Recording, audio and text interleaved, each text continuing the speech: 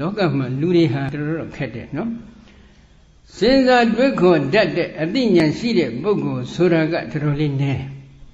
စဉ်းစားတွေးခေါ်တတ်တဲ့အသိဉာဏ်မရှိဘဲနဲ့လောကမှာနေထိုင်နေတဲ့ပုဂ္ဂိုလ်တွေကပဲတော်တော်များများကြပါတယ်အဲဒီလိုများများတဲ့အတွက်ကြောင့်ယခုလိုဘုရားမဟုတ်ဘဲနဲ့ဘုရားလုပ်ပြီးနေထိုင်မဲ့ပုဂ္ဂိုလ်တွေအစားဖို့ခြုံဖို့အတွက်အကြောင်းဖြစ်မသွားဘူးလားဖြစ်နေတယ်ဒါကိုတတိရှိဖို့လိုတယ်မိမိတို့ဘက်ကခိုင်မာတဲ့အသိဉာဏ်သာမရှိခဲ့ဘူးဆိုလို့ရှိရင်သန္တရာတလျှောက်မှာလွဲချော်တဲ့ကျင့်စဉ်တွေနောက်တော့ကောက်ကောက်ပါပြီးလိုက်ပါသွားနိုင်တဲ့အခွင့်အလမ်းတွေမရှိဘူးလားရှိတယ်ဒီချိန်ကပေါ့လေနာမည်ကျော်ဖြစ်တဲ့အနိစ္စကံဆရာတော်ဘုရားကတရားတစ်ပုဒ်ထဲမှာသူကဟောထားတယ်လောကမှာအလိမ်ကံလူရန်စားကအမြဲတမ်းရှိနေပါတယ်လိမ်မဲ့လူသာလိုတာလိမ်မဲ့လူကတကြကြနာနာလိမ်တတ်ပါစေအလိမ်ကံလူရန်စားဟာနောက်ကနေထက်ချမကွာလိုက်ပါပြီးတော့ကျင့်ကြမှာဖြစ်တယ်သူကအလိမ်ကံလူရန်စားကို၃မျိုးသူကခွဲပြတယ်အသက်30အတွင်းရှိနေတဲ့ပုဂ္ဂိုလ်တွေကိုပိယသိတဲ့သာလိမ်သူကကောင်းကောင်းကြားတယ်ဟုတ်လားမဟုတ်လားတော့မသိဘူးเนาะဒါဆရာတော်ဟောတဲ့တရားပဲအသက်30ကနေ60အတွင်းရှိတဲ့ပုဂ္ဂိုလ်တွေကိုစီးပွားရေးနဲ့သာလိမ်ပါတဲ့ကောင်းကောင်းကြားတယ်စီးပွားရေးဒါလို့လို့ရှိရင်ဘာစီးပွားဖြစ်မယ်ပေါ့ခေါင်းကိုတပြေကကလေးနဲ့တို့ပြလိုက်စီးပွားရေးကသိတဲ့မယ်ဘုန်းကြီးကြည့်ရတော့မဟုတ်ပါဘူးပြီးနာမှာရှင်ဥပကုတ်ရုပ်ပွားတော်တဆူရှိနေပါတယ်တော်တော်နာမည်ကြီးတယ်နာမည်ကြီးတာကဘယ်လိုကြောင့်နာမည်ကြီးလဲလို့မေးရင်တော့ဒီလိုပြောလို့နာမည်ကြီးသွားတယ်နဲ့တူပါတယ်နော်ဒီတော့ဒီရှင်ဥပကုတ်မှာသွားပြီးလှူပြီးတော့ဆူတောင်းမယ်ဆိုလို့ရှိရင်တောင်းတဲ့ဆူအကုန်ပြည့်တယ်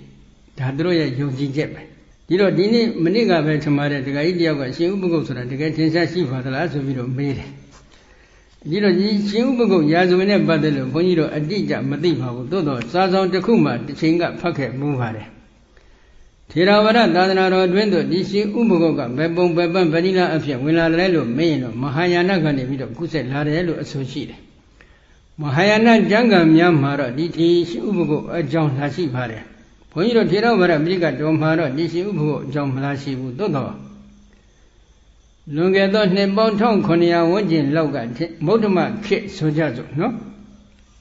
ထိုမௌဒ္ဓမခေတ်မှာကိုင်ကြီးတစ်ပါးဇာတပေတကိုင်ကြီးတစ်ပါးကဇင်းမဲ့တောင်တန်းမှာတွားရောက်ပြီးသတင်းသုံးတော်မူပါတယ်ဇင်းမဲ့တောင်တန်းမှာသတင်းသုံးတော်မူတဲ့ထိုကိုင်ကြီးကနေပြီးတော့ဇင်းမဲ့ပါဏာတဆိုပြီးကျမ်းစာတဆောင်ရေးသားခဲ့ပါတယ်ထိုဇင်းမဲ့ပါဏာတကျမ်းစာထဲမှာဒီရှင်ဥပကုတ်အကြောင်းပါဝင်နေတယ်ဆိုပြီးတော့စာဆောင်တစ်ခုမှတော့ဖတ်ဖူးပါတယ်ဒါကြောင့်ဒီရှင်ဥပကုတ်ဆိုတဲ့အယူအဆကဘုန်းကြီးတို့ထေရဝါဒသာသနာတော်တွင်သို့မဟာယာနကနေဆင်းသက်လာတဲ့အယူဆတစ်ခုဖြစ်ပါလေနည်းနည်းလေးလဲစဉ်းစားတော့ကြည့်ပါနော်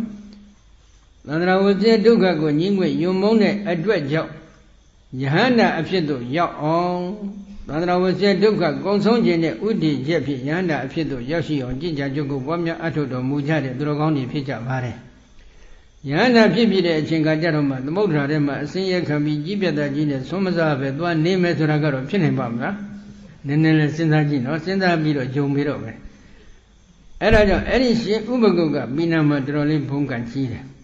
ရှင်ဥပကုတ်ကိုသွားပြီးလှူမယ်ဆိုလို့ရှိရင်လှူပြီးတော့ဆူတောင်းမယ်ဆိုရင်တောင်းတဲ့ဆူအလုံးပြည့်တယ်ဆိုပြီးတော့အဲ့ရှင်ဥပကုတ်သတင်း300ဖြစ်တဲ့စံကြောင်းမှာ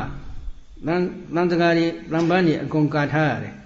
လမ်းမအထက်ကိုအကုန်လုံးပတ်စံတွေပြစ်ထည့်ပြီးတော့ဆူတောင်းကြတာပဲနော်ဆိုလိုတာကဘာလဲအသက်30ကနေ60အတွင်းရှိတဲ့ပုဂ္ဂိုလ်တွေကိုစီးပွားရေးနဲ့သာလိမ်ပါတဲ့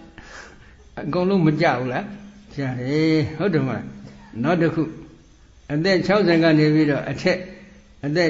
190အတွင်းရှိနေတဲ့ပုဂ္ဂိုလ်တွေကိုတော့အာယုဝဒနာအသက်ရှည်စင်းနဲ့သာလိမ်မယ်ဆိုရင်တော့အကုန်ကြတယ်သူကအသက်ရှည်ခြင်းနေပြီသေတော့မှာဟုတ်ဒီကနေ့နေပြီဖြစ်တော့အဲ့ဒါကြမ်းပါမယ်အသက်ရှည်မယ်ဆိုရင်တော့အဲ့ဒါကျုံးလို့တော့တာပဲနော်ဒါကြောင့်လောကမှာအလိမ်ကံလူရန်စားကအမြဲတမ်းရှိနေတယ်လိမ်မဲ့လူသာလူနေပါတယ်ဘာကြောင့်ဒီအလိမ်ကံလူရန်စားတွေကရှိနေကြရတယ်ရတဲ့ရတိုက်တဲ့သိတဲ့သိတိုက်တဲ့အသိဉာဏ်ကိုရရှိအောင်